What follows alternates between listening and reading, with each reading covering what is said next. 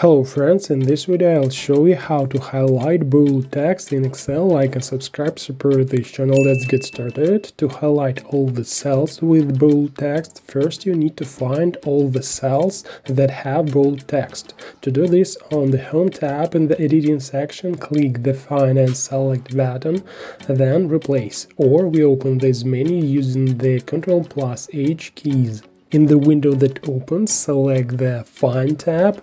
Since we need advanced features, so click Options, Format, next go to the Font tab and choose the bold font style.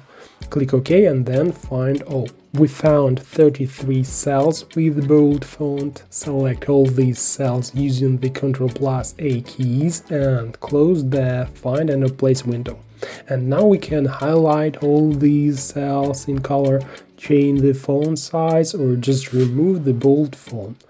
That's all. Now you know a little more. Thanks for watching.